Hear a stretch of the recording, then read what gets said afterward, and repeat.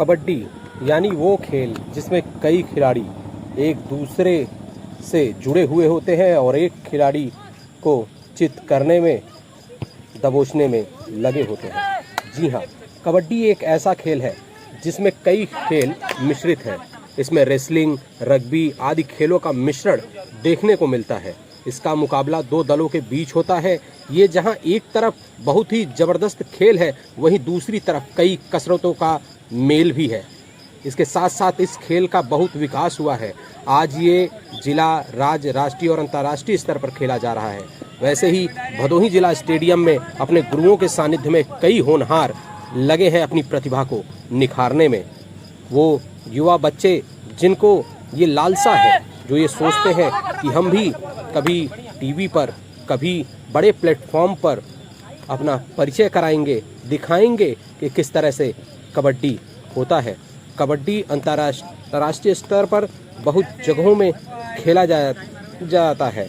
Kabaddi club से जुड़कर कबड्डी के जरिए अपना भविष्य और अपनी पहचान बनाने की कोशिश में लगे युवाओं के बारे में बस यही सोचा जा सकता है कि अगर युवाओं में ये जुनून जगा रहा तो वो अपना नाम बिल्कुल अपने देश का, जिले का, गांव का, घर का, अपने माता पिता का रोशन करेंगे।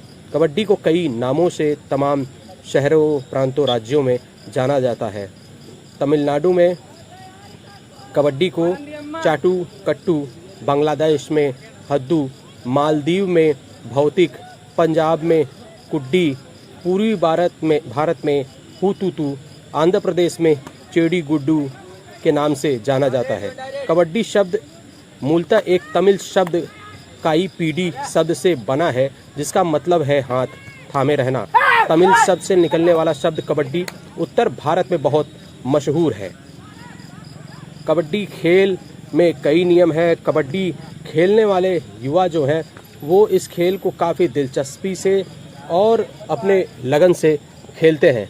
इस खेल का उद्भव प्राचीन भारत के तमिलनाडु में हुआ था। आधुनिक कबड्डी इसी का संशोधित रूप है, जिससे विभिन्न जगहों पर अन्य कई नामों से जाना जाता है।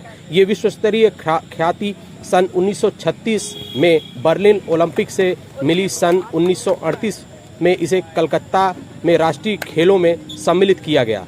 सन 1950 में अखिल भारतीय कबड्डी फेडरेशन का गठन हुआ और कबड्डी खेले जाने के नियम मुकर्रर किए गए। इसी फेडरेशन को amateur kabaddi federation of India के नाम से सन 1972 में पुनर्गठित किया गया। इसका प्रथम राष्ट्रीय टूर्नामेंट चेन्नई में इसी साल खेला गया। कबड्डी को जापान में भी बहुत ख्याति मिली। वहाँ इस खेल को सुंदर राम नामक भारतीय सन 1979 में सबके सामने रखा। सुंदर राम उस समय अमेच्योर कबड्डी के एशियाई फेडरेशन की जानिब से इस खेल को लेकर जापान गए थे।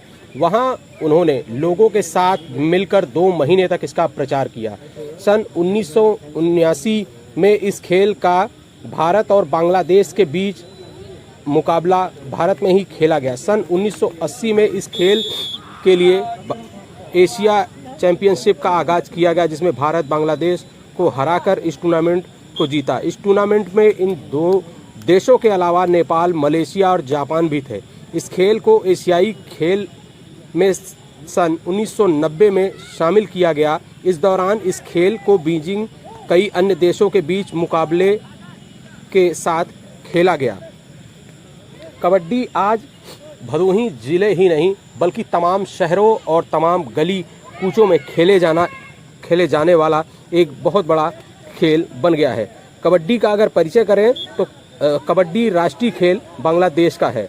इसमें अधिकतम खिलाड़ी 12 होते हैं। कबड्डी के मैदान की माप पुरुषों और महिलाओं के लिए अलग है।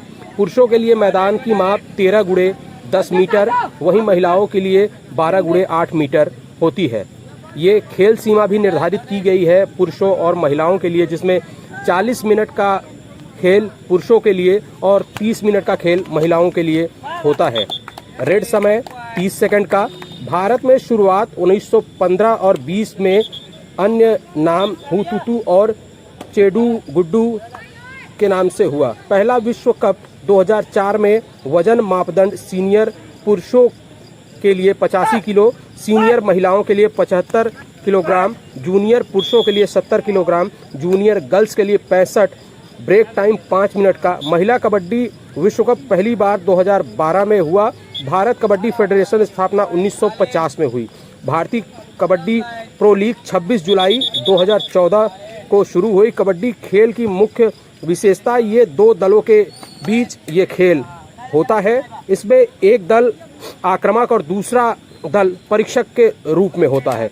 आक्रामक दल एक एक करके खिलाड़ी परीक्षक क्षेत्र में परीक्षकों को हराने के लिए आते हैं। परीक्षकों द्वारा एक एक के बाद आते हुए परीक्षकों को पकड़ना होता है और इस खेल को विस्तृत तरीके से कई जगहों पे ऐसे ही खेला जाता है।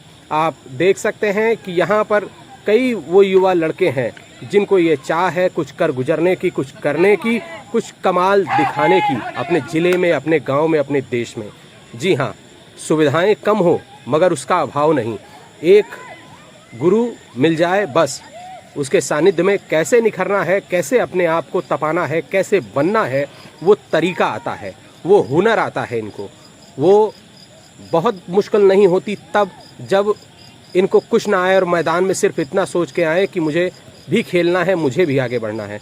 तो वो गुरु मिल जाए जो उन्हें तराश कर एक उस भूमिका में ले आकर खड़ा कर दे जहाँ पर वो कल आने वाले समय में अपने इस तरह निखर कर आ जाए जैसे उनके जैसा कोई फिर दूसरा न हुआ हो, आने वाला समय उनका नाम लेता हो। क्योंकि बिना गुरु के साधना और साधना किसी भी चीज़ को, किसी भी खेल को, किसी भी परिस्थिति में मनुष्य जब आगे बढ़ता है तो बिना गुरु के सानिध्य के नहीं बढ़ता। आप देख सकते हैं युवाओं में जोश, इनका जुनून, इनका जो जज्बा है वो किस तरह से है। काफ़ी देर तक मैं खड़े रहकर भदोही मूसीलाटपुर स्टेडियम में वहाँ पर इसको कवर करता रहा और देखता रहा। बढ़िया परफॉर्मेंस कर रहे थे बच्चे। इनको अगर सुविधाएं मिले थोड़ी बहुत तो निश्चित तौर पे बच्चों का मनोबल बढ़ेगा और बच्चों की खेल प्रतिभा जो है, भदोही जिले ही नहीं, जैसे भदोही जनपद से ही नहीं बच्चे, बल्कि कई जगह से बच्चे आ रहे हैं, देखा जा रहा है। क्योंकि सुविधाएं जहां होंगी बच्चे वहीं जाएंगे। अब आप देख सकते हैं मिट्टी में बच्चे किस तरह खेल रहे हैं, लगे हुए हैं। आप सब देखें इस वीडियो को, हमारे चैनल को लाइक करें, सब्सक्राइब करें, अपना कमेंट